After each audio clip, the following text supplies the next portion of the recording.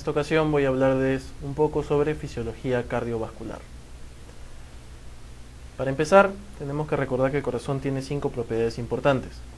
La primera es el automatismo, es decir, el corazón tiene su propio sistema de conducción por el que puede generar un impulso nervioso.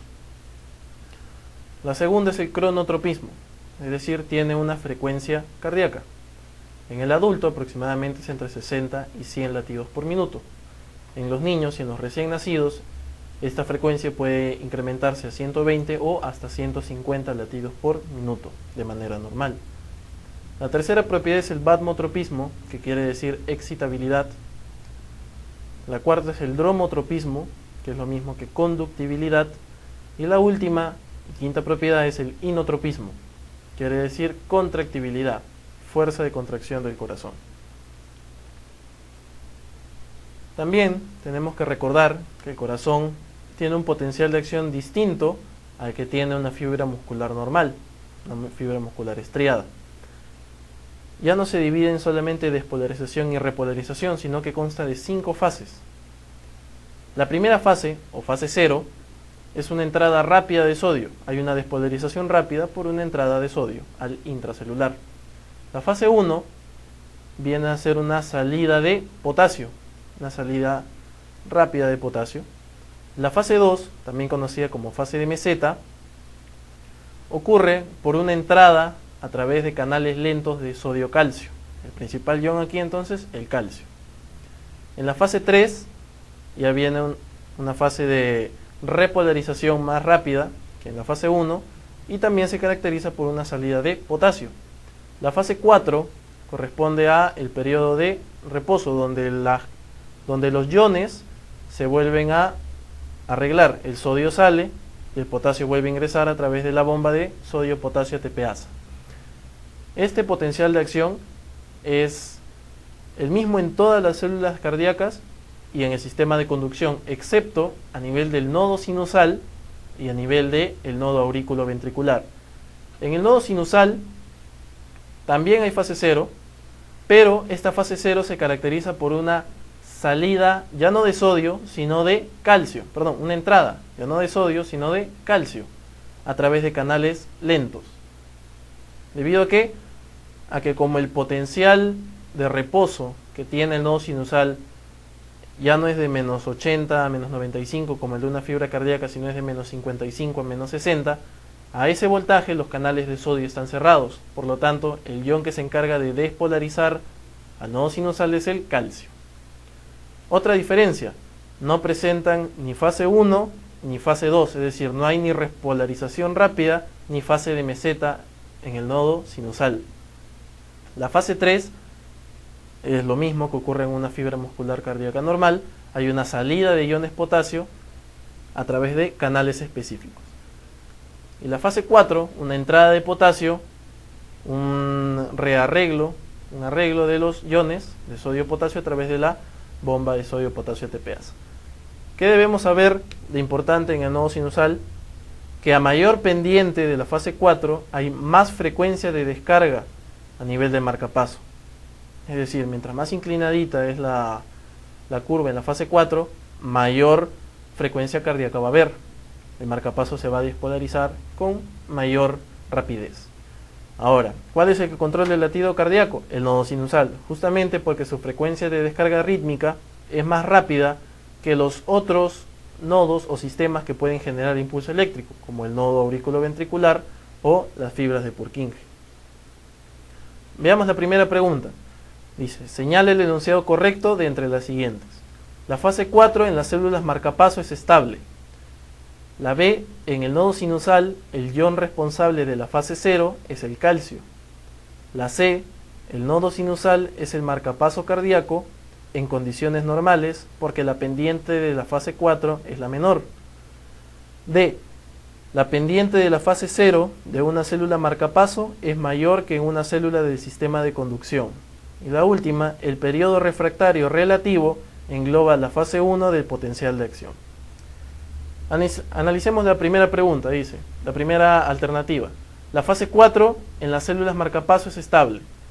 No, esa es incorrecta, como acabamos de ver en la diapositiva anterior. Depende de la pendiente que tenga la fase 4 para ver si la célula es más despolarizable o menos despolarizable. Entonces la fase 4 no es estable, puede variar, tener una fase 4 con mayor pendiente o más horizontal. Vamos a ver la alternativa C. Dice, el nodo sinusal es el marcapaso cardíaco en condiciones normales porque la pendiente de la fase 4 es menor.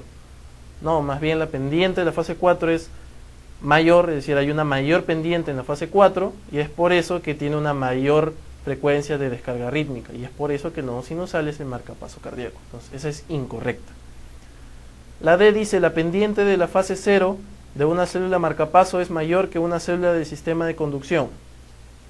La pendiente de la fase 0 hace referencia a la despolarización.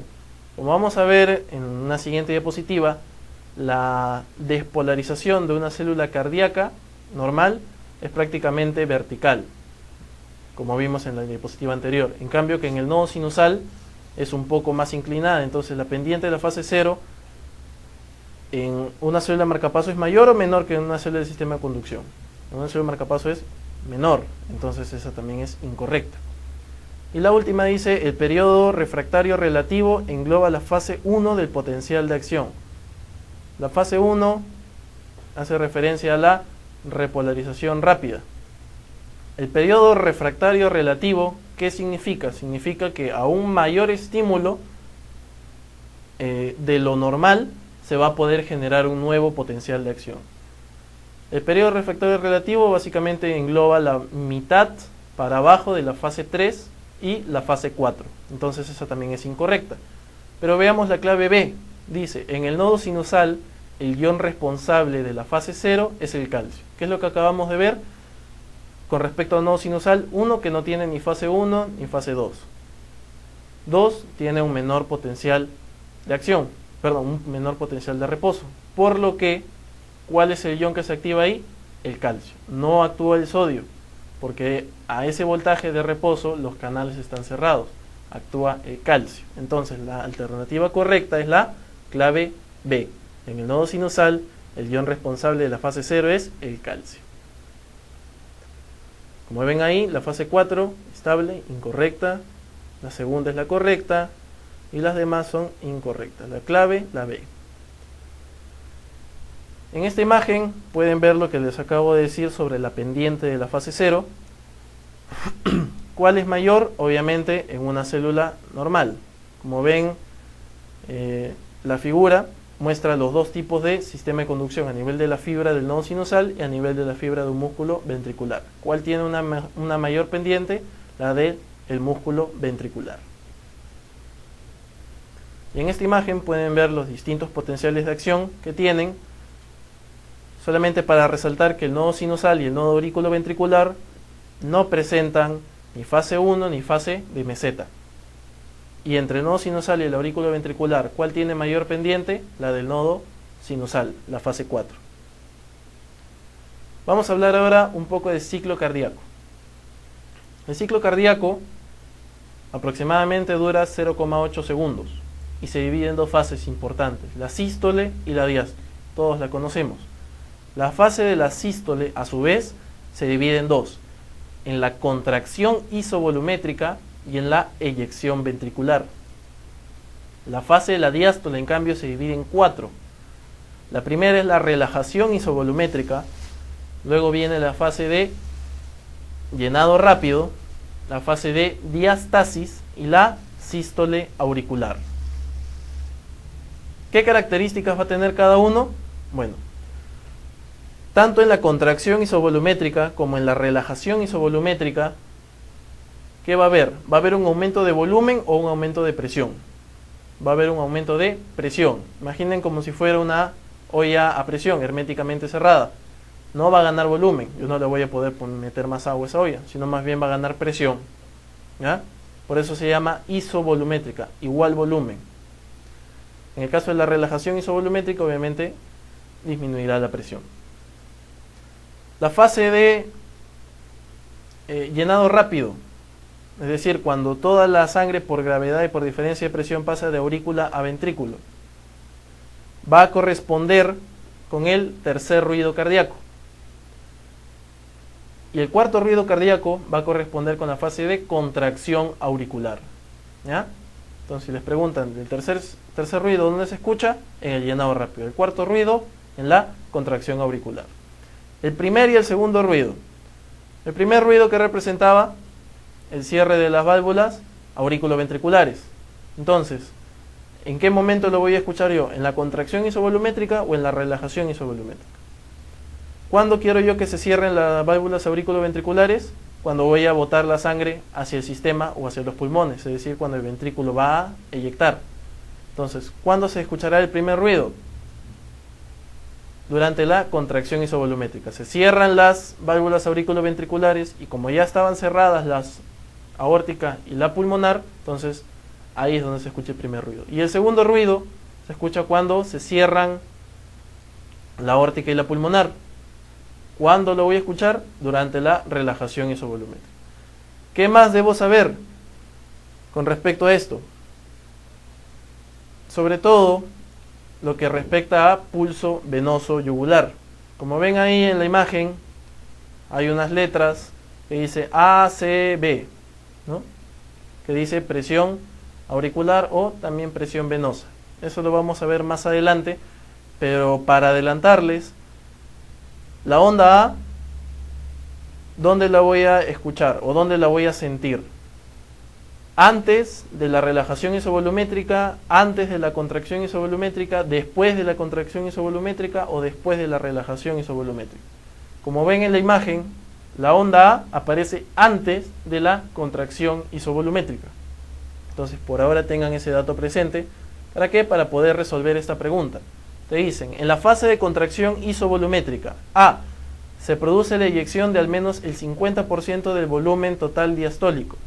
B, tanto las válvulas auriculoventriculares como las sigmoideas se encuentran cerradas. C, salvo en cardiopatías muy avanzadas, se expulsan entre 50 y 100 mililitros de sangre a la circulación sistémica. D, ocurre inmediatamente antes de la onda A del pulso venoso yugular. O E o 5 ocurre inmediatamente antes de la auscultación del segundo ruido. Analicemos las preguntas. Dice, se produce la eyección de al menos el 50% del volumen total diastólico. ¿Qué hemos dicho en la contracción isovolumétrica? ¿Hay pérdida o ganancia de volumen? No. ¿Qué hay? En el caso de la contracción isovolumétrica, ganancia de presión. Entonces esa es falsa. La C dice, salvo en cardiopatías avanzadas se expulsa entre 50 y 100 mililitros de sangre. También es falsa. No hay expulsión de sangre. D, ocurre inmediatamente antes de la onda A del pulso venoso yugular. Que acabo de decirles que la onda A más bien la onda A es la que se escucha antes. Entonces, la alternativa D dice que la contracción isovolumétrica es la que se escucha antes de la onda A. No, es al revés. La onda A se escucha antes de la contracción isovolumétrica. Y la última dice, ocurre inmediatamente antes de la ocultación del segundo ruido. No, segundo ruido ¿con qué era? Con relajación isovolumétrica. Pero veamos la alternativa B.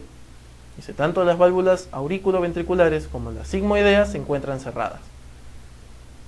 Recordemos que la contracción isovolumétrica es como si fuera una olla a presión. Entonces todo tiene que estar cerrado. Por lo tanto, ¿cuál es la clave correcta? La alternativa B. Tanto las válvulas auriculoventriculares como las sigmoideas se van a encontrar cerradas. No van a ganar volumen, van a ganar presión. Cuando el ventrículo logra superar la presión que tiene la aorta, entonces ahí es donde ocurre la eyección. Hablemos un poco más sobre el pulso venoso. El pulso venoso es el pulso que se escucha o que se puede estudiar a nivel de la vena yugular. ¿Qué va a representar cada onda del pulso venoso? Yo tengo ondas y tengo valles. La onda A, ¿qué va a ocurrir? Va a ocurrir durante la contracción auricular. La onda A va a ocurrir durante la contracción auricular. ¿Y en qué casos puede alterarse? Puede ser más grande cuando yo tengo una estenosis tricuspidia, por ejemplo. ¿Por qué? Como la válvula está estenosada, necesito mayor contracción. Por lo tanto, la onda A se va a ver mayor. ¿Y cuándo puede desaparecer? En fibrilación auricular, por ejemplo. ¿Por qué? Como la fibrilación auricular son contracciones rápidas de la aurícula, la onda A puede llegar a desaparecer. Luego tengo el valle X, que representa la relajación de la aurícula. La onda B que representa el llenado auricular, y el valle Y, que representa la fase del llenado rápido. Entonces, cada onda la puedo escuchar durante o la puedo estudiar durante una fase distinta del ciclo cardíaco. ¿Ya? La onda C va a coincidir con el pulso carotidio, que básicamente también se manifiesta como una protrusión de las válvulas auriculoventriculares durante el inicio de la fase de contracción. Sabiendo eso, vamos a resolver algunas preguntas. Dice, respecto al pulso venoso, señale la alternativa falsa. La onda A grande se debe a una estenosis tricuspidia. En la insuficiencia tricuspidia hay un aumento de la onda B. En la fibrilación auricular, la onda A desaparece. En la pericarditis, la onda Y es más negativa. En la fibrilación auricular, hay un aumento de la onda A. La primera dice, la onda A grande se debe a una estenosis tricuspidia. Sí, habíamos dicho, como hay una estenosis y la A representaba la contracción auricular, entonces necesita contraerse con más fuerza y por eso la onda A se ve mayor. La onda B, la clave B dice, en la insuficiencia tricuspidia hay un aumento de la onda B. ¿Qué habíamos dicho que era la onda B? Ahí tienen, valle o onda B, llenado rápido. Entonces, en la insuficiencia tricuspidia, ¿qué ocurre? La válvula es insuficiente, por lo tanto hay un reflujo de sangre del ventrículo a la aurícula. Debido a este mecanismo, la onda B, que representa el llenado auricular, va a ser mayor. En la fibrilación auricular la onda A desaparece, sí, habíamos dicho también que esa era la alternativa correcta. En la pericarditis la onda Y es más negativa, también. Y la última dice, en la fibrilación auricular hay un aumento de la onda A. Esa sería la alternativa falsa. ¿Por qué? Hemos dicho en la fibrilación auricular, ¿qué pasa con la onda A? Desaparece. La respuesta a esta pregunta es la E. En la fibrilación auricular hay un aumento de la onda A. Eso es falso. Vamos a hablar sobre dos leyes importantes que tenemos que recordar en fisiología cardiovascular. La primera es la ley de Starling y la segunda es la ley de Laplace. ¿Qué nos dice la ley de Starling? Que a mayor longitud de la fibra miocárdica, mayor contracción va a tener la misma hasta alcanzar un punto máximo. Es decir, yo tengo mi pared ventricular, cuanto más la llene de sangre, con más fuerza se va a contraer. ¿Y qué representa esa llenada de sangre? La precarga o el retorno venoso. ¿Ya? Y la ley de Laplace, que dice, nos habla sobre la tensión de la pared. Nos dice que la tensión parietal, o sea, la tensión de la pared, va a ser directamente proporcional a la presión transmural, que también se puede interpretar como presión intraventricular, multiplicado por el radio e inversamente proporcional al grosor de la pared. ¿Ya? Si ordenamos un poco también esta regla, se puede interpretar como que la presión es directamente proporcional a la tensión e inversamente proporcional al radio. Entonces, ¿cuándo voy a tener más presión? ¿En un vaso que tenga mucho radio o poco radio? Voy a tener más presión en un vaso que tenga poco radio. Esas dos leyes tenemos que conocer. Esta imagen es simplemente para resaltar lo que es la ley de Starling. Cuando se estira un músculo, la tensión que se desarrolla aumenta al máximo y luego declina para volverse más extremo el estiramiento.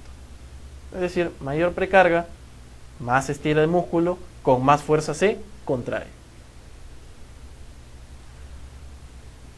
La pregunta dice, en el enunciado, la fuerza de contracción de la fibra muscular cardíaca es proporcional a su longitud inicial.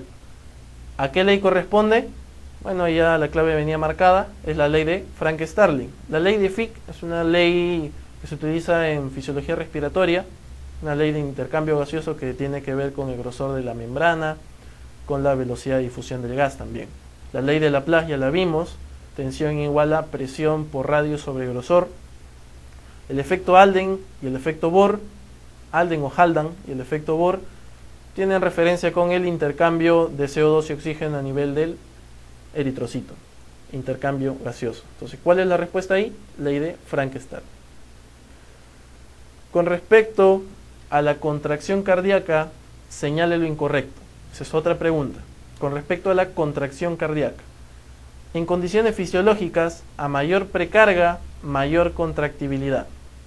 La contracción cardíaca se rige por la ley de Frank-Starling. La poscarga se rige por la ley de Laplace.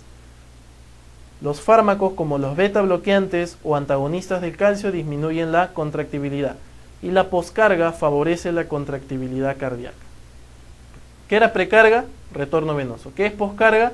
Es la fuerza que tienen que vencer el corazón con respecto a la presión de la aorta para poder expulsar la sangre. Entonces nos dice marcar la incorrecta. La primera, más precarga, más contractibilidad, sí, ley de Frank-Starling. También nos confirma la clave B, entonces las dos son correctas. La poscarga se rige por la ley de Laplace. Más presión, menos radio. Por lo tanto, ¿qué es el radio? Resistencia. Ese vendría a ser otra ley, que sería la ley de Poiseuille. No vamos a entrar a detallar mucho en eso, pero sí, la poscarga se rige por la ley de Laplace. Los fármacos como los beta bloqueantes o antagonistas de calcio disminuyen la contractibilidad. ¿Sí? En el tratamiento de hipertensión, por ejemplo, el utilizar beta bloqueadores o antagonistas de calcio para disminuir el inotropismo. Y la última, la poscarga favorece la contractibilidad cardíaca. Esa sería la clave incorrecta. La poscarga no favorece que el corazón se contraiga con mayor o menor intensidad. ¿Listo? Entonces, clave E. ¿Poscarga favorece contractibilidad? No, eso es incorrecto. Simplemente para que recordemos qué es la precarga y qué es la poscarga. La precarga es el volumen al final de la diástole, es decir, el retorno venoso. Más precarga, mayor contractibilidad. La poscarga, presión aórtica durante el periodo de eyección sistólica. Es decir, es la presión que ejerce la aorta al momento de que el ventrículo quiere expulsar la sangre. ¿De qué dependen cada uno? La precarga de la distensibilidad del miocardio y del retorno de la sangre venosa, y la poscarga de la resistencia periférica, de la impedancia, del diámetro del ventrículo y de la contractibilidad miocárdica. Hemos hablado un poco de precarga y poscarga, pero vamos a hablar ahora sobre volúmenes, y eso nos va a servir para entender gasto cardíaco también. El corazón, ventrículo sobre todo, siempre está movilizando sangre, pero siempre se queda con un remanente ahí. ¿Cuánto es lo que tiene el ventrículo cuando está lleno? Es decir, cuando está al final de la diástole, está lleno con 120 mililitros. Esos 120 mililitros que tiene el ventrículo expulsa 70, es decir, 70 mililitros lo manda hacia la circulación y se queda tan solo con 50 mililitros. Esos 120 que vimos al inicio, ¿qué representan? Representan el volumen diastólico final o volumen telediastólico. Es decir, al final de la diástole, como el corazón está lleno, ¿de cuánto está lleno? De 120 mililitros. Esos 70 que expulsa también se les conoce como volumen sistólico, volumen de eyección o fracción de eyección. También le llaman así. 70 mililitros. Y los 50 mililitros con los que se queda después de haber eyectado esos 70, se les conoce como volumen sistólico final o volumen telesistólico. Sabiendo eso, vamos a hablar de gasto cardíaco. ¿Qué es el gasto cardíaco? Es la cantidad de sangre que bombea el corazón en un minuto.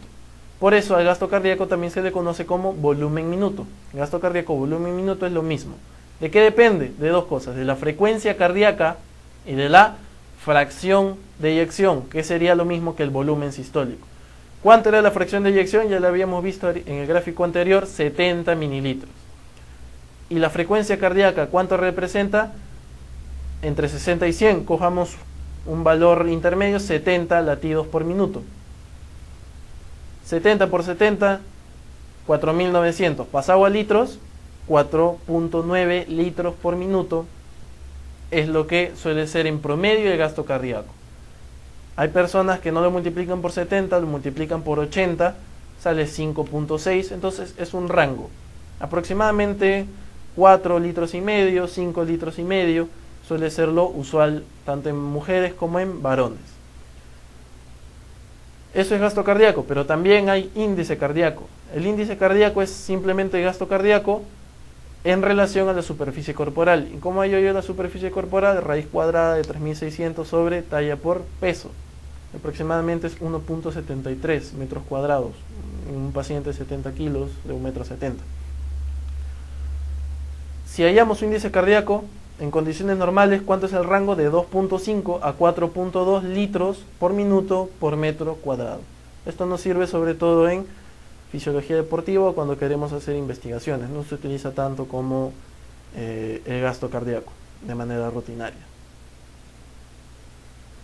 Ahora, hablando un poco sobre lo que es circulación periférica, lo que es microcirculación, vamos a hablar sobre las arteriolas, los capilares y las vénulas. Las arteriolas también se les llama vasos de resistencia, es donde mayor resistencia ocurre. Los capilares se caracterizan porque solamente son una capa de células endoteliales y aproximadamente solamente el 5% de todo nuestro gasto cardíaco se encuentra a nivel de los capilares. Pero veamos qué importantes son, porque a ese nivel es donde ocurre el intercambio de nutrientes, oxígeno, CO2 y toxinas, a nivel de los capilares. Las venas y las vénulas también se les llama como vasos de capacitancia. Entonces, ahí tengo la circulación capilar. Una arteriola se divide en una metaarteriola y esa metaarteriola finalmente me va a dar un capilar. Ahora, antes de que entre ese capilar, yo tengo un esfínter que se conoce como el esfínter precapilar. Hay capilares que se encuentran cerrados y hay capilares que se encuentran abiertos. La metaarteriola a su vez se puede conectar directamente con la vénula. Si la sangre pasa a través del capilar, se le conoce como flujo nutritivo, porque, como les dije, a nivel del capilar ocurre el intercambio de oxígeno, de nutrientes, de toxinas y de CO2 y de todas esas cosas. Entonces, ¿dónde va a haber un flujo nutritivo? En el capilar. Si pasa de frente de arteriola a vénula o de metaarteriola a vénula, podría considerarse un shunt. Un shunt es un flujo no nutritivo. Normalmente, no todos los capilares están abiertos. ¿Por qué? Justamente para que cuando la persona necesite mayor demanda de oxígeno y nutrientes, como puede ocurrir en el ejercicio, por ejemplo, este esfínter precapilar se va a abrir y va a permitir que los capilares que no estaban funcionando comiencen a trabajar y permitan que el músculo, por ejemplo, se nutra durante un mayor tiempo, permitiéndole a la persona resistir los cambios que ocurren durante el ejercicio. Las características de las arteriolas: tienen un diámetro entre 5 a 100 micrómetros. Van a dar origen a los capilares o a las metaarteriolas. Ya habíamos hablado que eran las metaarteriolas, son canales de acceso indirecto a las vénulas. No van a generar un flujo nutritivo. Son conexiones cruzadas entre las arteriolas y las vénulas. El diámetro de los vasos de resistencia, o sea, de las arteriolas, ¿en relación a quién está? A la contracción del músculo liso vascular y a la fuerza de distensión producida por la presión dentro del vaso, es decir, intraluminal. Los capilares, sobre todo los capilares como se encargan del flujo nutritivo, ¿dónde va a haber mayor cantidad? En tejidos metabólicamente activos, músculo esquelético, músculo cardíaco, glándulas. Va a haber poco donde no se necesite mucho, en el tejido celular subcutáneo y en el cartílago. Tienen un diámetro de 5 a 10 micras.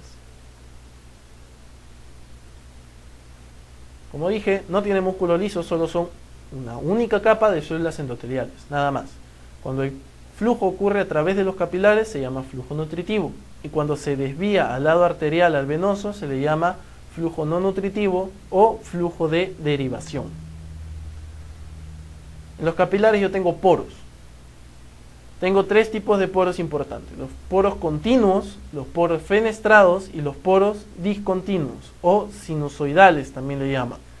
Los continuos están herméticamente cerrados, no permiten la salida ni entrada de muchas sustancias. El fenestrado es un punto intermedio, permite la salida o entrada de sustancias más o menos pequeñas o medianas, grandes no permite. Y el discontinuo sí, el discontinuo permite la entrada y salida de lo que sea. ¿Dónde puedo tener continuo? En el cerebro. Solamente permite la entrada y salida de moléculas pequeñas, agua, oxígeno, CO2, nada más. ¿Dónde tenía fenestrados? En el riñón. Permitía filtrado de iones y de moléculas pequeñas, grandes no. Es decir, proteínas muy pesadas no se filtran a través del riñón, gracias a estos poros fenestrados. Y los poros discontinuos o sinusoidales, ¿dónde lo tengo? En el hígado, porque el hígado sí trabaja con proteínas, con albúmina, con moléculas pesadas, por lo tanto necesito tener poros más grandes. Como dice ahí, aperturas amplias, por lo que casi todas las sustancias disueltas pueden pasar de la sangre a los tejidos. ¿Cómo ocurre este intercambio de nutrientes? Es gracias a la hipótesis de Starling. La hipótesis de Starling trabaja con 4 presiones. 2 presiones hidrostáticas y 2 presiones oncóticas. La presión hidrostática hace referencia a la presión que ejerce el agua. Puede estar dentro del vaso sanguíneo o a nivel intersticial. Si está a nivel del capilar, se llama presión hidrostática capilar. Si está en el intersticio, es presión hidrostática intersticial. Y la otra presión es la presión oncótica.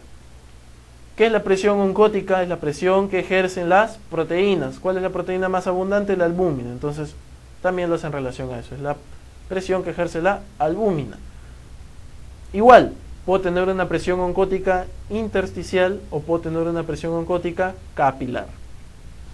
Como regla general, la presión hidrostática siempre vas a empujar de donde está hacia el otro lado. Entonces, la presión hidrostática capilar, ¿qué va a hacer? ¿Va a sacar agua hacia el intersticio o va a meter agua al capilar? Va a sacar agua hacia el intersticio, ¿ya? Y la presión oncótica es así, mete. También se llama presión osmótica. ¿Dónde tengo más proteínas? ¿En el capilar o en el intersticio? Si las tengo en el capilar, ¿qué va a pasar? El agua va a ingresar y junto con agua todos los nutrientes. Entonces la presión oncótica mete agua desde el otro lado hacia donde esté. La presión hidrostática saca agua desde donde esté hacia el otro lado. Y utilizando esas 4 presiones, la hipótesis de Starling nos explica por qué al inicio del capilar ocurre salida de nutrientes y por qué al final del capilar, ya llegando a la vénula, ocurre entrada de toxinas y de CO2. Justamente porque al nivel inicial, cuando recién la arteriola ha dado el capilar, la presión hidrostática es muy potente. Ven ahí, 40 milímetros de mercurio. En cambio que la presión oncótica capilar y la presión hidrostática intersticial son pequeñas. Por lo tanto, 40 menos 25 menos 3, ¿cuánto me da? 12. ¿Eso qué es? ¿Una presión de filtración? ¿Una presión de absorción? Es una presión de filtración. Por lo tanto, va a salir nutrientes y va a salir oxígeno. Ya terminando, llegando a la vénula, más bien las cosas cambian. La presión hidrostática del capilar ya es menor, ya baja a 16. Entonces, ¿en cuánto se convierte esa presión? Se convierte en menos 12. ¿Eso es una presión de filtración o una presión de absorción? Es una presión de absorción. Por lo tanto, a ese nivel va a entrar CO2, van a entrar toxinas que ha generado la célula. Esos pueden pasar al sistema linfático para ser depurados. Eso es lo que nos explica la hipótesis de Starling. Como último, ya para terminar, solamente generalidades sobre presión arterial. La presión arterial, ¿de qué depende? Depende del gasto cardíaco y depende de la resistencia vascular periférica. Pero ¿cómo yo controlo la presión arterial? La presión arterial la controlo sobre todo a nivel del centro vulvar. Sería el centro ventrolateral rostral del bulbo raquídeo, ¿ya? Este le puede enviar señales al hipotálamo o a la corteza también le puede enviar señales derivándose al hipotálamo y pasando el bulbo. ¿Y qué va a hacer el bulbo? El bulbo va a enviar una señal hacia los vasos periféricos para que alteren la resistencia periférica. Si aumento la resistencia, aumentaré mi presión. En cambio, si bajo la resistencia, bajaré la presión arterial. También le va a enviar un estímulo del corazón, un estímulo simpático, y le va a decir, oye, aumento o disminuye tu gasto cardíaco, contráete o más rápido o más lento. Si se contrae más rápido, incrementará el gasto cardíaco, por lo tanto incrementará la presión. Si disminuye la contracción minuto, disminuirá el gasto cardíaco, por lo tanto disminuirá la presión arterial.